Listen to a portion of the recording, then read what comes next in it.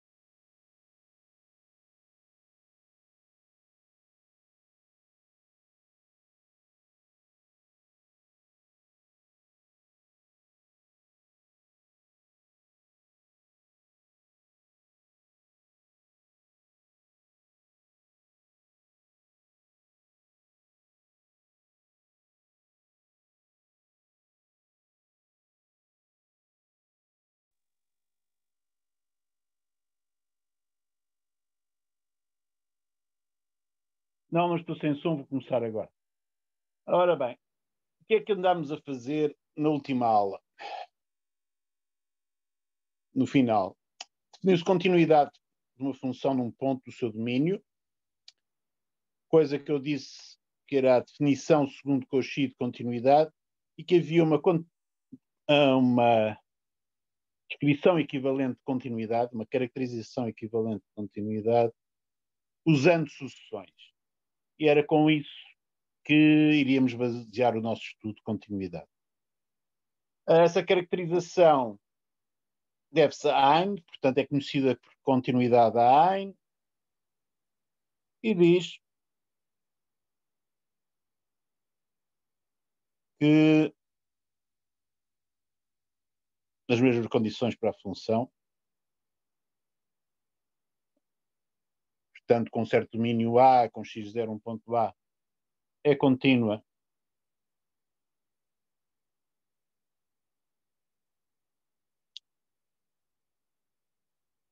em x0, se e só se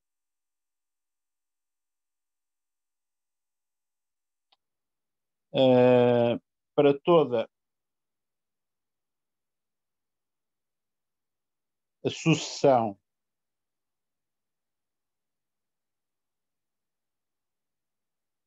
termo geral xn em A, tal que xn converge para x0, tivermos f de xn a convergir para f de x0. Ok? Qual a vantagem disto? São várias vantagens. Hoje veremos mais em relação às da aula passada, mas aquilo que mencionei na aula passada incluía os teoremas sobre continuidade e operações algébricas. Soma de funções contínuas num ponto era contínua nesse ponto, produto, idem, a diferença idem, quociente, se o denominador for diferente de zero no ponto, para garantir que o quociente é um ponto do domínio da função quociente. Tudo isso consegue-se demonstrar à custa dos teoremas análogos para sucessões. Tendo esses e tendo a continuidade da Hein, é relativamente fácil conseguirmos estabelecer os resultados sobre continuidade e operações algébricas. Além disso, mencionei um outro resultado. Eu não vou escrever aqui o teoremas sobre continuidade e operações algébricas, mas vou escrever o outro resultado que mencionei, porque esse tem um caráter, digamos, mais inesperado. Foi com esse que acabamos. É a continuidade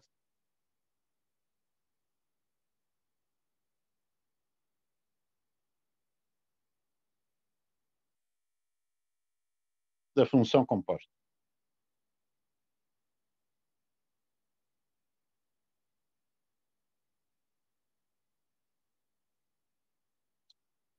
Portanto, se eu tiver duas funções, vou fazer um diagrama para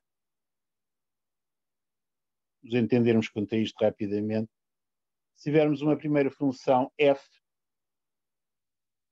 com um certo domínio A, que inclui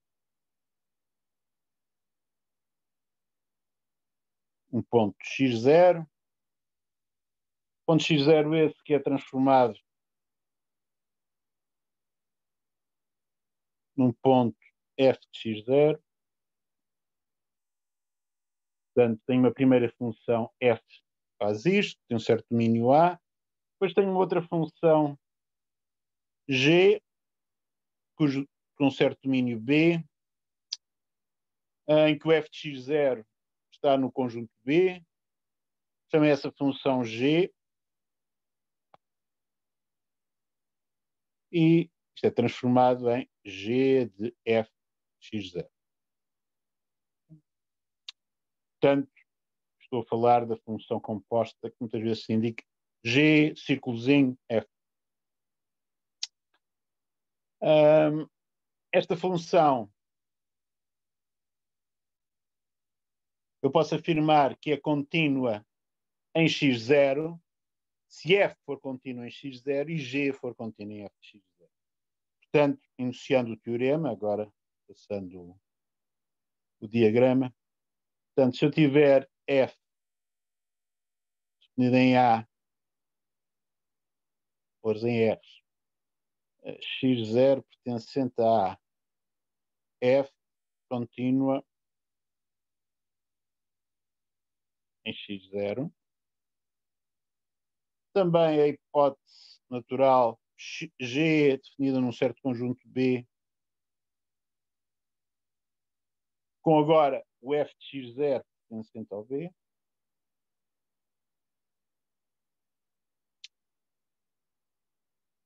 E G contínua em f de x0.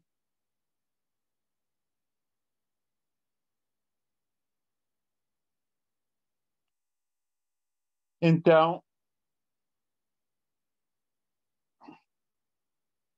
G composta com F é contínua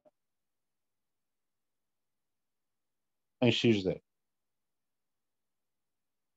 É muito simplesmente o teorema da continuidade da função composta. Como é que se demonstra uma coisa destas? Bom, consideramos uma sucessão no domínio da função composta.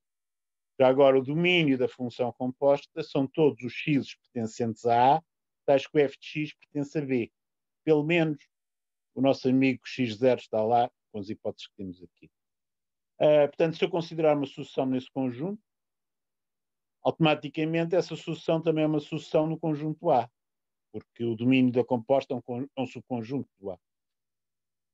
Bom, então, por continuidade do F, eu posso afirmar que as imagens desses pontos nessa sucessão se transformam em pontos de uma sucessão que converge para f de x0. Mais uma vez, usando a seguir a continuidade, mas desta vez de G, eu tenho a certeza que G transforma os termos dessa sucessão numa sucessão no contradomínio de G que converge para G de f de x0. Portanto, agora, usando a continuidade A em sentido contrário, como esta sucessão com que nós começámos era uma sucessão qualquer no domínio da composta, eu posso afirmar que, de certeza, G composta com F é, de facto, contínua em x0. Okay? Isto tem consequências imediatas. Conseguimos construir funções relativamente complicadas à custa das operações algébricas mais composição. Já agora, uma observação importante.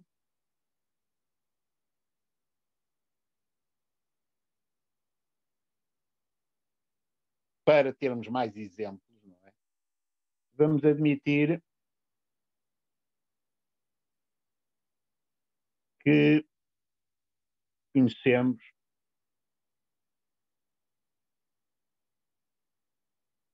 continuidade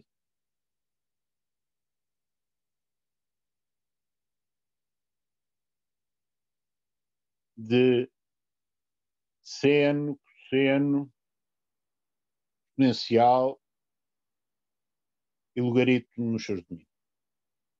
Okay?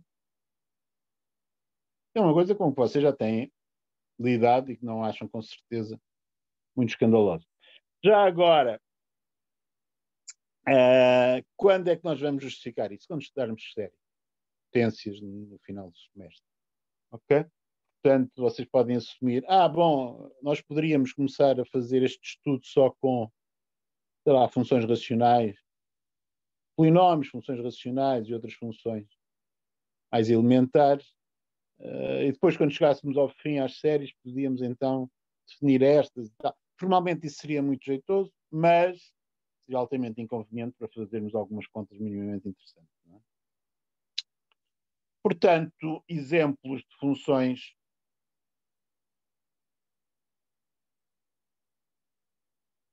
que, à custa disto, nós podemos dizer imediatamente que são contínuas.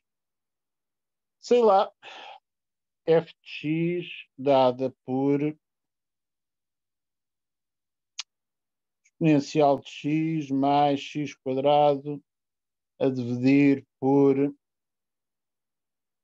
logaritmo de x mais 1. Ok? Uma função definida desta maneira.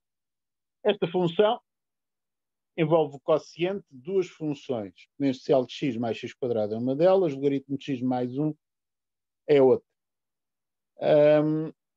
Bom, cada uma dessas é a soma de duas funções. No numerador, exponencial de x é uma e x quadrado é outra. A exponencial de x é contínua, nós acreditamos nisso. O x quadrado, com os resultados que já vimos, podíamos justificar isso. Porquê? Porque é trivial verificar que a função f de x igual a x é contínua. A definição de continuidade a Cauchy funciona para essa com o delta escolhido igual ao epsilon. Porquê? Porque é a função identidade. De maneira que o numerador é a soma de duas funções contínuas. Não, estava a esquecer de uma coisa, não é? Aquilo é x quadrado, portanto é x vezes x, portanto continuidade do produto. Em denominador temos o logaritmo de x, que é contínuo no seu domínio. Qual é o seu domínio? É x maior que 0. Estou a somar 1, que é uma constante também é contínua, e estou a fazer o quociente. Portanto, este f é contínua no seu domínio,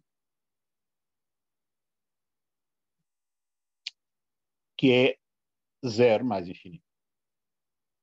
Por causa do logaritmo. Uma pequena exceção também, não é? Portanto, o denominador não pode ser 0. Ok? Portanto, quando x é tal que o logaritmo dá menos 1, isto também não está definido. Portanto, eu vou escrever isto noutra linha. Portanto, tenho 0 mais infinito. E ainda tenho que tirar x igual a 1 sobre e. Okay? Portanto, é levantado a menos 1. Okay? Porque esse é o ponto em que o logaritmo dá menos 1 e, portanto, aquele denominador dá 0. Reparem que aquele logaritmo é o logaritmo base E, convenção que estamos a usar. Outro exemplo de funções contínuas com estes resultados e esta suposição, rapidamente justificamos como contínuo. Sei lá, g de x igual a seno de x quadrado mais 3x mais logaritmo de x. Ok? X quadrado mais 3x é um polinómio, essa é fácil de justificar que é contínuo. O logaritmo de x, estamos a supor que sabemos que é contínua. Tem ali o seno de uma soma, então, de funções contínuas. Portanto, para fazermos o g, o que nós fizemos foi primeiro calcular o x quadrado mais 3x mais logaritmo de x. E se chamarmos a isto temporariamente, depois calculamos o seno de u. Certo? Portanto, tem a composição do seno com outra função que é contínua. Ok? Portanto, já agora, eu usei aqui umas setinhas especiais, com uma barra vertical do lado esquerdo, que me dão jeito para dizer que estou a definir uma função que ao lado esquerdo associa ao lado direito, mas não estou com paciência para dizer que ela... chamar-lhe qualquer coisa. Não estou a chamar nem F, nem H, nem o que seja. Certo? Professor, o que é que vem a seguir? Sim, o que é que vem a seguir àquele igual que vem a seguir ao logaritmo de x? Igual que vem a seguir ao logaritmo de x. U. Ok. Estava a pôr aqui a letra U. Portanto, eu chamei qualquer coisa temporariamente ao argumento do seno, U, e depois considerei a função que a U associa seno de U. Ok? Portanto, estas são as duas funções cuja composição dá aquele G. A função seno e a função x quadrado mais 3x mais logaritmo. Entendido. Obrigado. Portanto, é muito fácil vocês arranjarem neste momento exemplos de funções que nós descobrimos com facilidade que são contínuas. Bom, e funções que não são contínuas interessantes. Já agora, continuando exemplos, não é? funções que não são contínuas. Bom, aí é mais um tipo de aplicação em que o critério Dine é bastante prático. Okay? Suponham que vocês têm esta função, vamos chamar D maiúsculo, esta função, que é assim, d de x igual a 1 se x é irracional. E a 0 se x é racional. Esta função é célebre, como exemplo clássico, chama-se é a função de Dirichlet.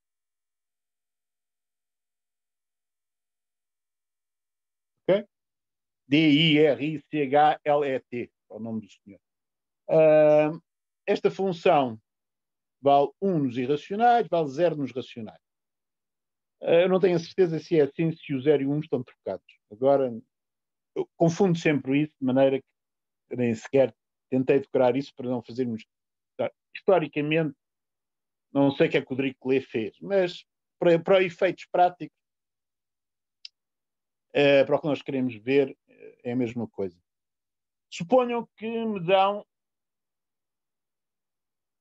um certo ponto, seja x real qualquer. Okay? Nós sabemos, qualquer que seja um x real, conseguimos arranjar uma sucessão de racionais converges para ele. Portanto, existe uma sucessão, em termos geral, xn, contida nos racionais, tal que xn tende para x. Ok? Mas também existe uma sucessão x... agora, x não convém, não é? Chamar-lhe outra coisa. Yn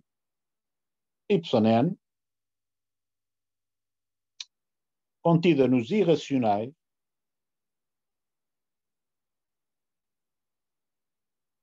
tal que yn converge para x.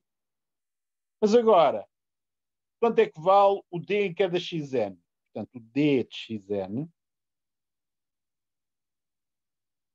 com os xn são racionais, cada d de xn é 0. Ok? Bom, mas uma sucessão, d de xn é sempre 0, isto converge para 0. Certo? Por outro lado, os d's de yn são 1. Convergem para 1. Ok? Bom, das duas, uma, ou o x é racional ou é irracional. Suponham por um momento que o x era racional. Então, a função de Dirichlet num racional vale 0. Portanto, aqui na parte de cima, para a sucessão xn, não encontrávamos nenhum problema, porque o d de xn todos eram zeros e convergia para 0. Mas, sendo x racional, eu vou pôr aqui que o x é racional, para fixarmos ideias. Ok? X racional. Então, temos aqui igualdade, mas aqui este 1 é diferente de 0, que é o d de x. Ok? Portanto, usando uma sucessão de irracionais convergindo para um racional, eu mostro que a função de Dirichlet não é contínua nesse ponto. Trocando racional com irracional, vocês podem verificar que para um irracional também chegam à conclusão que a função de Dirichlet não pode ser contínua nesse ponto usando o critério Dine. Okay? Portanto, o critério Dine é muitas vezes muito prático para mostrar que uma função não é contínua num ponto. Porquê? Porque basta exibir uma sucessão que se porta mal. Ok? Portar-se mal significa que os valores nesses pontos não vão convergir para o valor da função num ponto em que estamos a discutir a continuidade. Okay? No caso particular de um x racional, o que nós precisávamos era de uma sucessão de irracionais. No caso particular de um irracional, o que nós precisávamos era uma sucessão de racionais a convergir para ele. Coisas que sabemos que existem graças àquela propriedade, densidade dos racionais e densidade dos irracionais nos reais. Okay? Professor, diga. Eu não consegui perceber bem. Então se o x for racional, a função de Dirichlet tende para um racional ou um irracional? A função de Dirichlet não tende para lado nenhum. O que eu estou a dizer é que a função não é contínua num ponto. Nesse ponto. Para mostrar, no caso particular x racional, que a função não é contínua, o que eu preciso é de uma sucessão de irracionais. Ok? Portanto, já agora vou apagar aqui esta parte de baixo do meu argumento, que aquilo que eu escrevi correspondia ao caso de x racional. Vamos lá fazer isto devagarinho.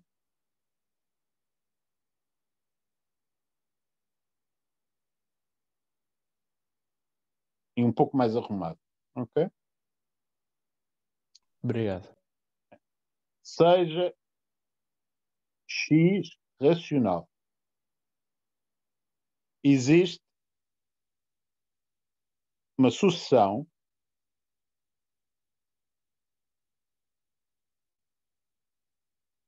termo geral Zn de irracionais tal que Zn converge para x. Mas quanto é que valem a função de Dirichlet vale nos Dn? D de Zn, como são irracionais, vale 1. Sempre. Os 1s convergem para 1. Mas 1 é diferente de 0, que é o valor da função de Dirichlet em x. Ok? Portanto, D não é contínua nos racionais.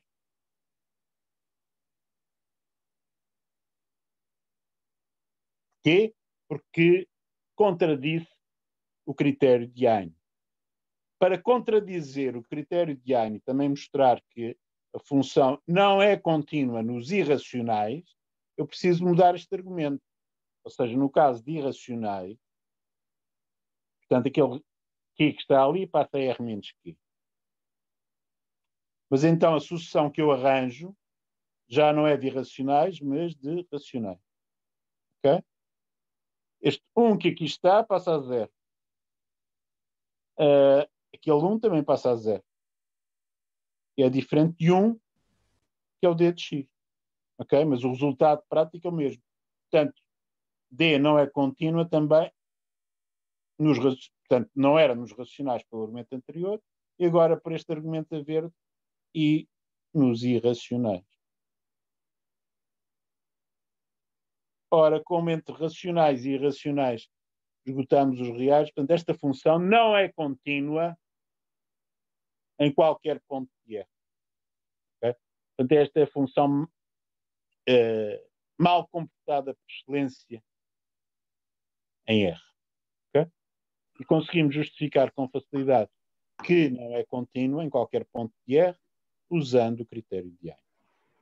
Aquilo que eu estava a chamar-vos a atenção é que o critério de Heine é muitas vezes muito prático para provar a não continuidade. Okay? Professor, o que é que diz ali no fim, a verde? E nos irracionais. Nos racionais e nos irracionais. Portanto, tem que fazer dois argumentos. Mas basicamente são o mesmo mudando aquilo que precisa de ser mudado. Está bem? Bom.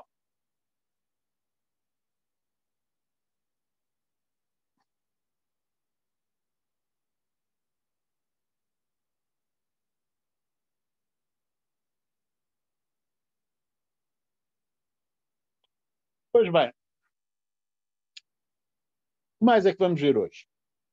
Portanto, já fora do âmbito da aula passada. Portanto, até aqui estava a resumir com um pouco mais devagar coisas que tinha feito na aula passada. Hoje quero falar-vos de um resultado importante sobre continuidade. Este resultado importante vai fazer aquilo que vocês talvez tenham estado à espera, ou seja, aquele resultado que vimos do teorema de Bolzano-Weierstrass, eu disse que era importante, mas ainda não vos mostrei nada que vos leve a acreditar que seja importante. Ok? Portanto, em matemática e na exposição de outro qualquer assunto, muitas vezes, como demoramos tempo finito a explicar as coisas, nós começamos a dizer, isto é importante, mas só daqui a algum tempo é que vamos ver. Pois bem, agora não demorou muito, mas não é na mesma aula, não é?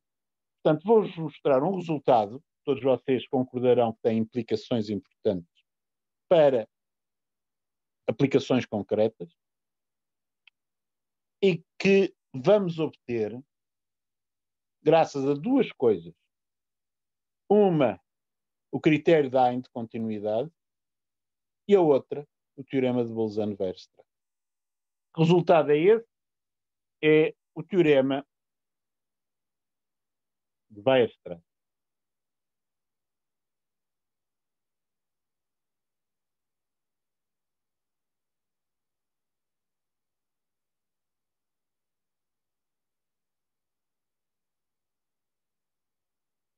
O que é que diz o teorema de Weierstrass?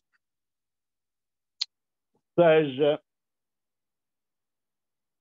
F definida num intervalo limitado e fechado, com valores em E, e contínua. Obviamente aqui eu estou a supor que o A é menor ou igual ao B, certo?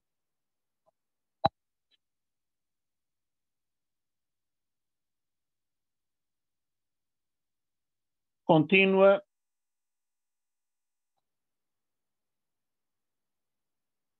em AB. Quero eu com isto dizer contínua em todos os pontos daquele intervalo limitado e fechado AB. Então,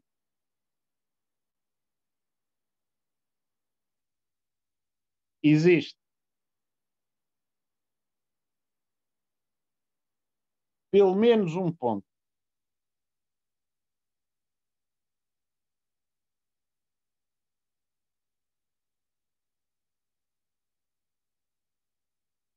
x0 no intervalo AB,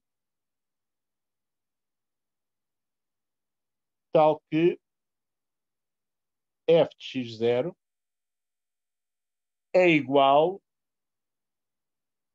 ao supremo de todos os f de x, com x pertencente a AB. Ou seja, o que eu estou a dizer é, olhem para o contradomínio do f. Das duas, uma, ou bem que o contradomínio é um conjunto limitado ou ilimitado, ou, desculpa, um conjunto majorado ou não majorado. Se não for majorado, o supremo dos valores do f é mais infinito. Portanto, é um supremo em R par. Se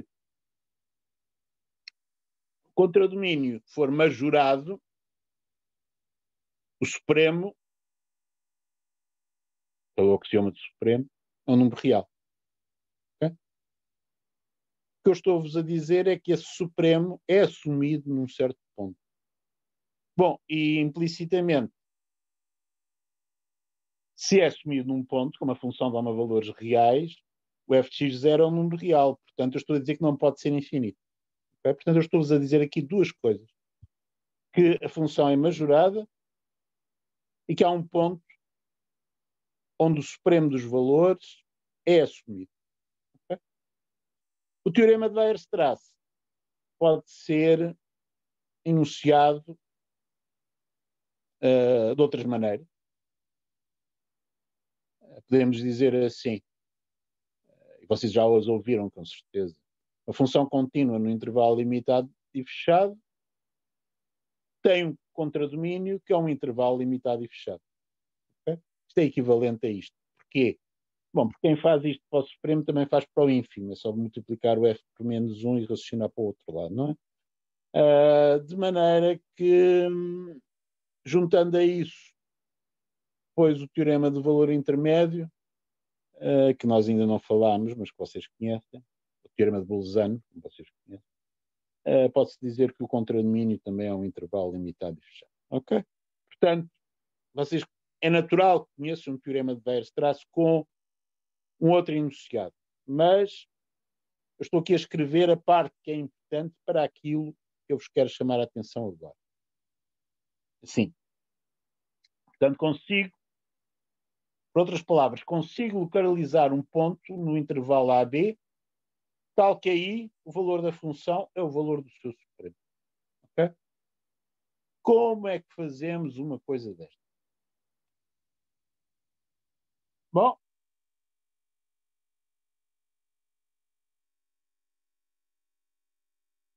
vai ser surpreendentemente simples. Não vai ser óbvio, mas vai ser muito mais simples do que aquilo que vocês podem pensar. Okay? Como é que se faz? Bom, portanto, vou dar-vos a ideia de como é que funciona a demonstração. Se eu posso construir no contradomínio, portanto, pensemos no Supremo. Chamemos F ao Supremo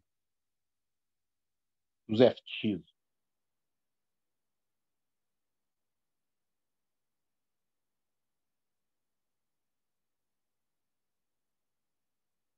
Ok? Que também se pode abreviar, notação para funções, quando ponho sup e depois uma letra de uma função, é isto. Eu estou a pensar Supremo de todos os F de X com o X no domínio. Mas vou simplesmente usar a letra S para designar o Supremo. Okay? A priori poderia ser mais infinito ou poderia ser um número real. Okay? Bom, uma coisa é certa. Existe uma sucessão no contradomínio de F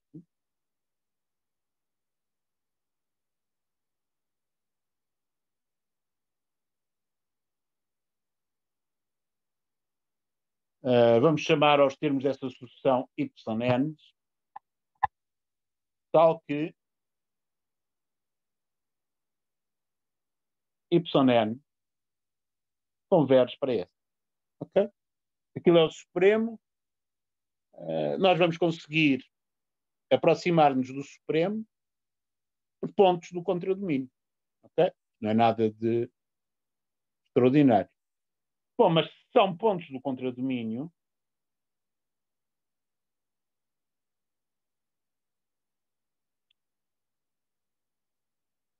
os YN são pontos da forma F de XN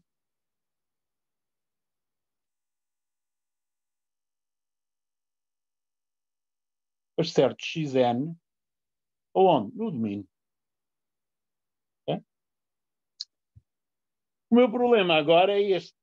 Aquilo que era uma coisa muito arrumada, que eram os YNs a tender para o S,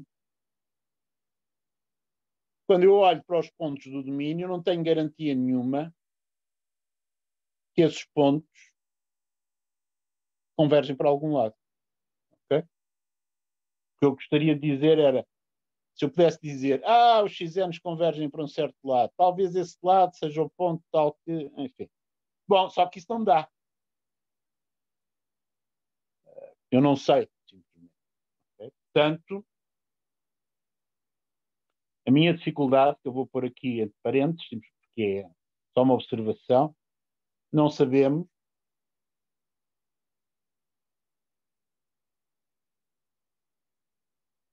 se xn são versos.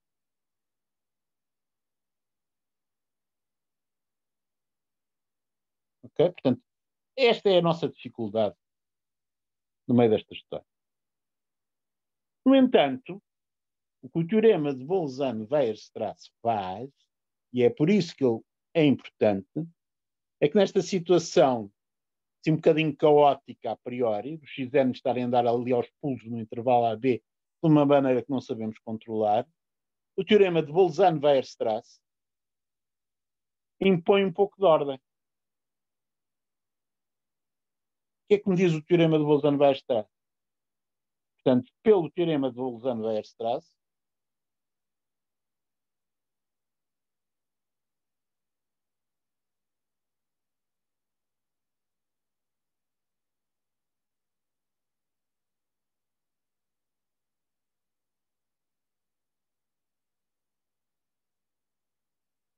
existe uma subsucessão xn. Como é que vamos designá-la? Não vou estar com índices de índice e coisas dessas complicadas, eu vou simplesmente dar a cor e pôr um chapéuzinho por cima para indicá-la. Vamos chamar xn com acento circunflexo. Xn, chapéu. Okay? Tal que xn, chapéu, é convergente.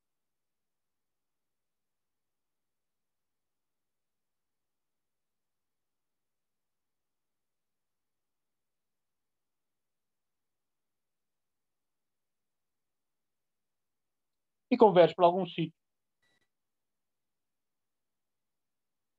Convergir para um ponto, vamos chamar de x asterisco. Okay?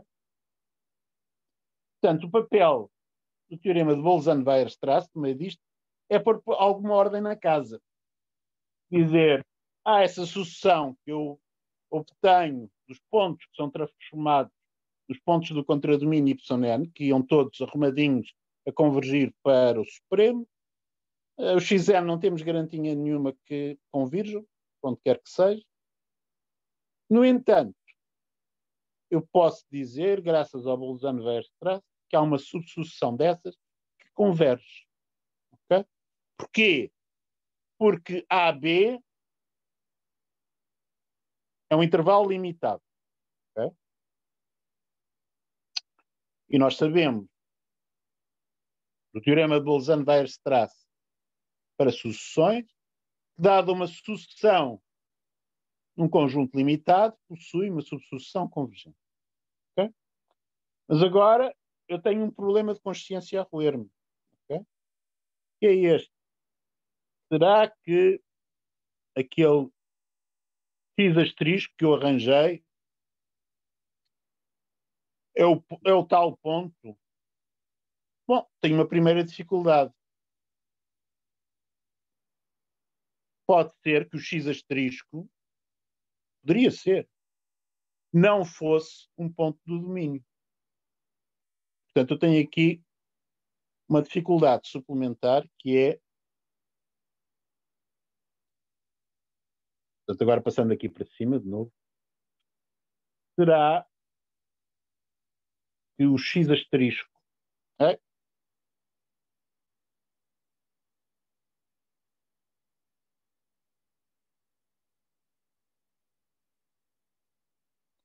pertence ao intervalo AB? Portanto, isto é a minha segunda dificuldade de monta. Okay? Acontece que na aula passada andámos a falar de conjuntos fechados. Em particular, um intervalo AB, nesta forma, é um conjunto fechado. Okay? E verificámos que podíamos caracterizar os conjuntos fechados através de sucessões. Como é que era isso? Bom, a caracterização era simplesmente essa. Qualquer que fosse a sucessão de pontos num conjunto fechado convergente, eu tinha sempre a certeza que o limite também pertencia ao conjunto fechado. Okay? Portanto, aqui esta minha dúvida existencial de estar a fazer coisas certas também se desvanece, porque como AB é fechado,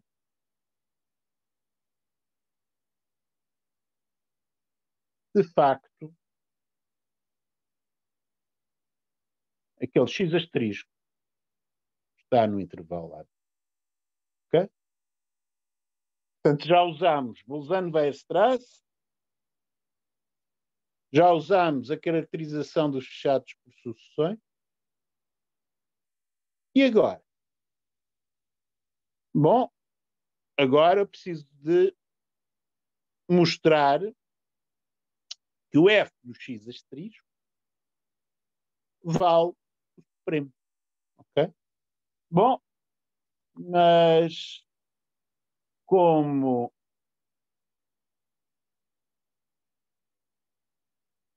o X chapéu N é uma subsucessão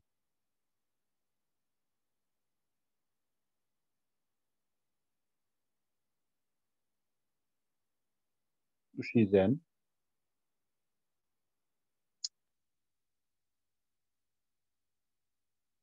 F de Xn chapéu é uma subsucessão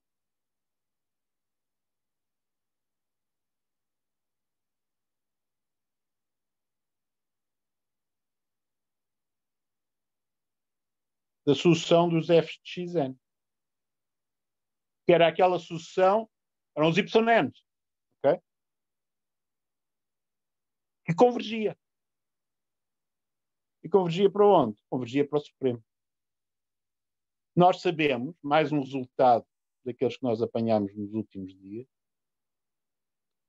que uma subsucessão de uma sucessão convergente também é convergente e tem o mesmo limite. Okay? Portanto, posso concluir que o F dos Xn chapéus tem que ir exatamente para o mesmo sítio para onde iam os F de Xn, que eram os Yn,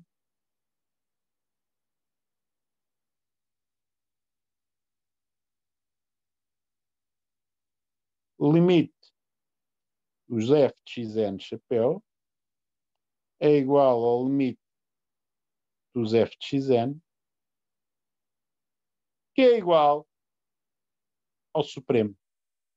Vitória. Acabamos. PED, etc. Okay?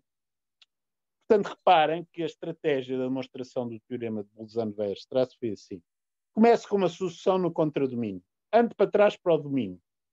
Isso estraga tudo. Perca a convergência da sucessão original que ia para o Supremo. Mas essa sucessão que eu obtenho andando para trás para o domínio é uma sucessão limitada. Possui uma subsucessão convergente. Como o domínio é fechado,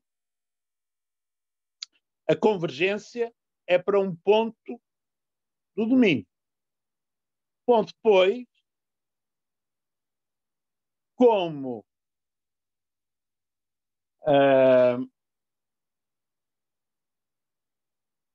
F é contínua, reparem que neste último argumento estou a usar o critério de Hein. Portanto, o Xn chapéu tende para o X asterisco. Pelo critério de Hein, os F de Xn chapéu convergem para o F de X asterisco. Okay? Portanto, nesta minha última linha que eu tinha posto ali atrás, posso juntar uma coisa que de facto faltava-me. que é o f de x asterisco é igual ao limite dos f de xn de chapéu, coisa que eu obtive pelo critério Dine. Esse limite é igual ao limite do f de xn, porque é uma subsucessão convergente, e os f de xn iam para S, que era como eu tinha começado. Portanto, de facto, obtive que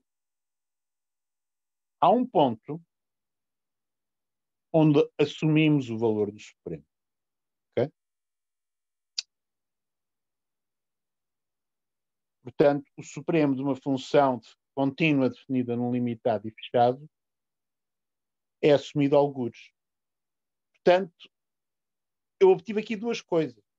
Obtive que é finito, okay? Como é o valor num ponto, é finito. E outra coisa, é num ponto do domínio. Portanto, é um valor num ponto do domínio. Ora bem, isso quer dizer que o supremo é um máximo. Ou seja, o que eu acabei de fazer é mostrar que uma função contínua num intervalo limitado e fechado tem máximo. Bom, trocando f por menos f, vocês descobrem que o menos f também tem máximo, mas isso é menos o mínimo. Portanto, conclusão, um corolário ou uma reformulação do teorema, que estamos a falar, podia ser assim, num formato mais simpático para o futuro. Se f definido em A, B, valores em R, é contínua,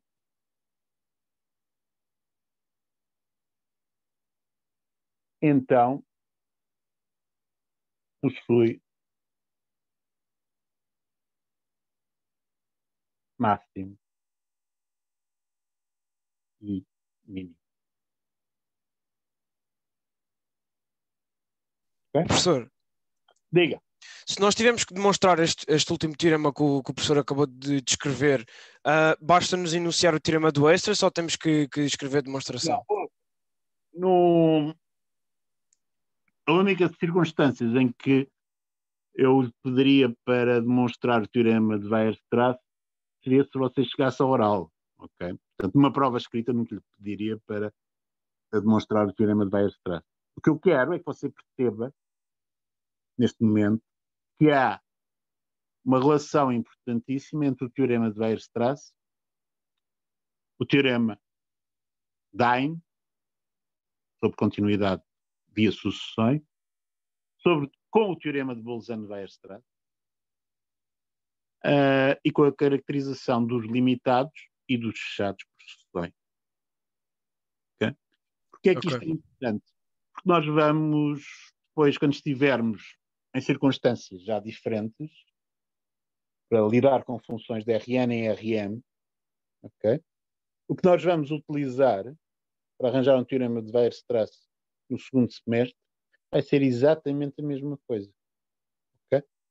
Embora o nosso domínio e conjunto de chegada já não sejam o R, é um subconjunto limitado e fechado de Rn, tudo vai funcionar exatamente da mesma maneira.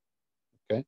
E se isso ficar gravado na vossa cabeça agora, depois quando chegarmos a cálculo 2, as coisas tornam-se mais naturais. Okay? Bom, nada. Este é o primeiro teorema. Portanto, isto é um teorema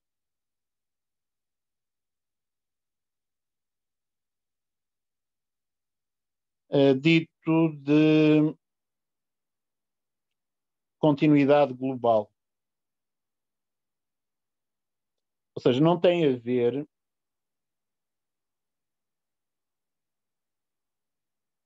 com continuidade ponto a ponto.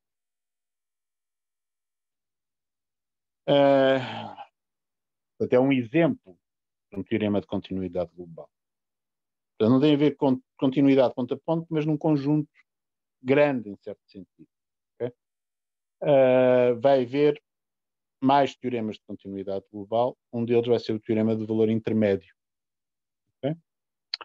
Mas hoje são 2 horas e já chega, portanto.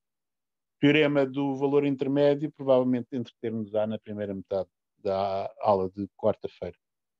Ok? Com o teorema do valor intermédio, iremos depois falar da continuidade da função inversa, que vai ser importante para lidarmos com inversas trigonométricas, etc. Pois, enfim, coisa que faremos quarta e sexta-feira. Ok? A matéria para o teste acaba na aula teórica, no fim da aula teórica de sexta-feira. Já agora. Quem ainda não se tiver inscrito, agradecíamos que se inscrevesse. Ok? Portanto, há dúvidas hoje à tarde, apareçam. Ok? Até logo ou até quarta-feira, conforme está. Professor? Sim, diga. Posso só perguntar uma coisa num instantinho? No final da demonstração que apresentou agora, eu não percebi o que é que o X estrelinha representava. Portanto, o X estrelinha é um limite de uma sucessão no domínio da função, sucessão essa constituída por pontos, onde os valores da função estão a aproximar do supremo. Okay? A dificuldade com demonstrar o teorema é que, a priori, se você me der uma sucessão no contradomínio que se aproxima do supremo, converge para o supremo, eu não tenho a certeza que os pontos no domínio correspondentes convergem para alguma coisa. Okay? O instrumento garante que eu não tenho isso, mas que tenho algo que é quase tão bom e que funciona, é o teorema de Bolzano-Weierstrass. Portanto, atirando alguns dos pontos fora, nós arranjamos uma sucessão no contradomínio que converge para o supremo ainda, e que os pontos no domínio correspondente já convergem para um ponto. O que eu faço depois a seguir é mostrar que o valor da função nesse ponto é exatamente o valor do supremo. Como é que eu faço isso? À custa do critério de Heine, que me diz, se eu tenho uma sucessão no domínio que converge para qualquer coisa, as imagens convergem para a imagem desse ponto. Coisa que, para ser usada, preciso de saber que o X asterisco, X estrelinha, é um ponto de facto do domínio. Isso é onde intervém o facto de eu saber que aquele conjunto, intervalo limitado e fechado AB, é fechado. E nos conjuntos fechados eu sei que as sucessões convergentes convergem de certeza para um ponto do conjunto. Okay? Então, o X estrelinha é esse ponto onde a sucessão vai convergir. Para onde há uma subsucessão que converge. Okay? Ok, muito obrigado. E aí é que eu tenho a garantia que apanho um pontinho onde o valor da função é igual ao supremo. Ok? E é isto. Professor, diga. Posso só pôr uma última questão no instante? Pode. Então, as demonstrações que o professor nos pede para fazer no teste não são sobre estes teoremas? Não fiquei sem perceber. Este é um teorema sofisticado. Certo. Okay? E que se você começar a escrever, ocupa-lhe 2 ou 3 páginas e, enquanto para mim eu talvez fizesse uma versão minimamente decente em 20 minutos, assim demorava-lhe umas 2 horas. Ok, então é sobre coisas mais recorrentes. Nós não podemos perguntar coisas destas em testes escritos. Simplesmente não há tempo. Okay? Certo. No entanto, o que nós perguntamos é as demonstrações que você tem que fazer e que encontrará nos exercícios que já saíram em teste. São coisas pequeninas, ok? Em que, pegando naquelas coisas que fomos andando a ver nas aulas, se vos é pedido para dar um passinho em frente, ok? Juntar os ingredientes que vocês já conhecem para fazer algo relativamente simples e fácil de escrever e que se pode fazer em tempo razoável com isso, ok? Ok. Por exemplo, tipicamente, dar uma sucessão, mostrar que é monótona e limitada, e daí tirar a conclusão que é convergente. Okay? Graças àquele teorema das sucessões monótonas limitadas serem de certeza convergentes. Okay? E mostrar outras coisas. Não é? Agora, se você quer ter uma ideia daquilo que é razoável pedir, se for ver os enunciados antigos, que há imensos no site da cadeira, fica com uma ideia disso. Mas nós vamos querer que vocês usem o teorema de Weierstrass, que sabem usar, ok? E se perceberem de onde ele vem, talvez isso seja mais fácil. Ok? Ok. Tá bom. Esse tipo de coisas nas aulas de problemas desta semana e da próxima, como usar o teorema de Weierstrass vai ser uma das coisas que iremos ver em alguns problemas. Tá bem? Ok, boa. Tá bom.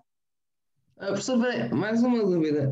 Logo no início do demonstração do teorema de Weierstrass, nós dissemos que a sucessão YN contra domínio de F, existe uma sucessão YN contra domínio de F, tal que YN tende para o supremo. Como é que sabemos isso? É a hipótese do teorema. Ora bem, o que é o supremo? É o menor dos majorantes do valor da função, não é? Certo. Ora, das duas, ou o supremo é mais infinito, okay? Sim.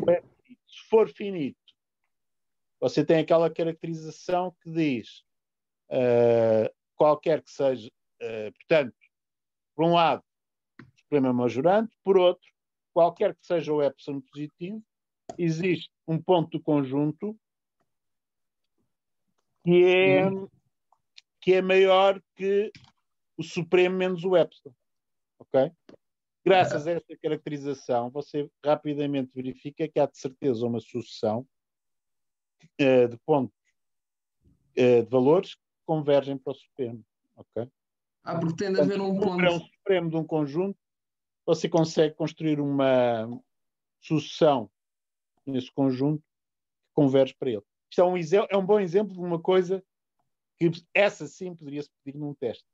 Mostre que se S é o supremo de um certo conjunto A, existe uma sucessão em A, converge para esse. Ok? Sim, ok. Era só porque não estamos a provar essa parte, então fica um bocadinho estranho. Eu, de propósito, não andei a verificar essa parte. Ok? Ou seja, estou de uma maneira um bocadinho malandra a esperar que a dúvida se entre pelo vosso espírito, as duas uma. Ou se resolva lá dentro, ou vocês me perguntem a mim, que é aquilo que você acabou de fazer. Ok? Ok, obrigado. Nada. Tem toda a razão em perguntar isso. Okay? Mas, então, vou desligar.